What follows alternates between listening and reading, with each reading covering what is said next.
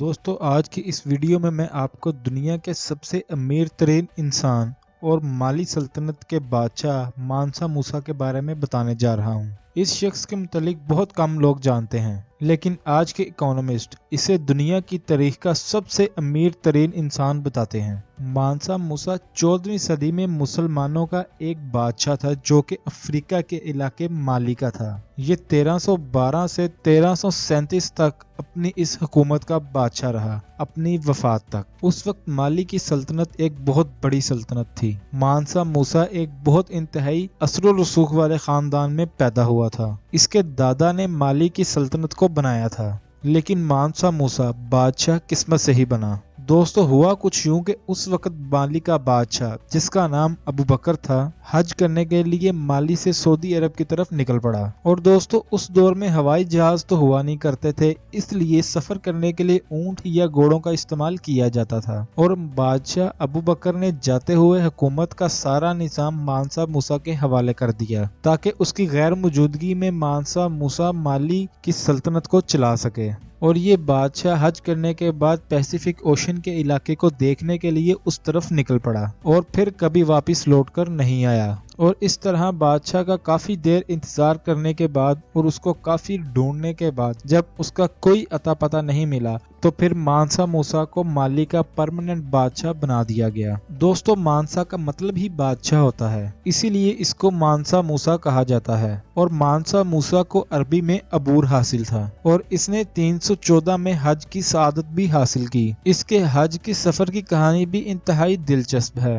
مالی سے سعودی عرب کا تقریباً 4000 میل کا سفر اس نے طے کرنا تھا، لیکن مانسا موسا ایک پورا شہر اپنے ساتھ لے کر چلا۔ اس سفر کی تیاری میں کئی مہینے لگ گئے تھے اور اس سفر میں اس کے ساتھ 12,000 غلام موجود تھے اور ہر غلام کے پاس تقریباً 2 کلو سونا موجود تھا۔ اس قافلے میں گھوڑے اور اونٹ اور کئی اور جانور بھی شامل تھے اور اس قافلے میں 80 اونٹ بھی شامل تھے اور کہا جاتا ہے کہ ہر اونٹ کے اوپر تقریباً 100 سے لے کر 150 کلو تک سونا لدا ہوتا تھا۔ اور مانسا موسا نے یہ سارا سونا دوران سفر غریبوں اور یتیم لوگوں میں بانٹ دیا۔ اور مانسا موسا اتنا سخی تھا اور اس نے اپنے دور میں اتنا سونا بانٹا کہ اس کے دور میں سونے کی ویلیو بالکل زیرو ہو گئی اور لوگ مانسا موسا کے گزرنے کا انتظار کرتے تھے تاکہ انہیں سونا مل سکے۔ اسی لیے اگلے کئی سالوں تک سونا ایک معمولی سی چیز بنا رہا اور مانسا موسا نے سونے کو پھر سے قیمتی بنانے کے لیے مصر سے سارا کا سارا سونا خرید لیا۔ اور دوستو یہ دنیا کا پہلا واقعہ تھا کہ ایک شخص پوری دنیا کے سونے کی قیمتوں کو کنٹرول کر رہا تھا۔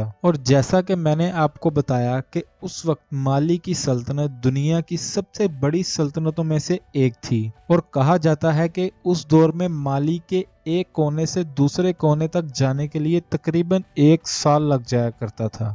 اور مانسا موسا کے مالی کے بادشاہ بننے کے بعد اس نے یہ فیصلہ کیا کہ یہ اکیلا اتنے بڑے علاقے کے فیصلے خود نہیں کر سکتا، تو اس نے مالی کو مختلف صوبوں میں بانٹ دیا اور ہر صوبے کا ایک گورنر مقرر کر دیا اور ہر گاؤں کا ایک ناظم بھی مقرر کر دیا۔ مالی ایک انتہائی امیر سلطنت تھی۔ مالی میں سونے کی بے شمار کانیں موجود تھیں اور اس کے ساتھ ساتھ مالی میں نمک کی بھی کانیں موجود تھیں۔ اور مانسا موسا نے اپنے دور میں تعلیم کو بالکل مفت کر دیا تھا۔ اس نے اس دور کی سب سے بڑی یونیورسٹی بھی مالی میں ہی بنائی جس کا نام یونیورسٹی آف سینکور تھا، جہاں سے لوگ دور دراز کے علاقوں سے پڑھنے کے لیے آیا کرتے تھے۔ کہا جاتا ہے کہ مانسا ہر جمعے کے دن ایک مسجد تعمیر کروایا کرتا تھا۔ اس نے مالی کو اس وقت کی ایک جدید ترین ریاست بنا دیا تھا۔ اور مانسا موسا جب اپنے محل سے نکلا کرتا تھا تو اس کے ساتھ تقریباً 300 محافظ ہوتے تھے جو اس کی حفاظت کیا کرتے تھے۔ اس کی سلطنت کے لوگ اس کا بے چینی سے انتظار کرتے تھے تاکہ مانسا موسا ان میں سونا اور اشرفیاں بانٹ سکے۔ اور دوستو مانسا موسا کی وفات کیسے ہوئی اس کے بارے میں تاریخ دانوں کی مختلف رائے ہے۔ کچھ لوگوں کا کہنا ہے کہ مانسا موسا جب حج کر کے واپس آیا تو اس وقت اس کی وفات ہو گئی،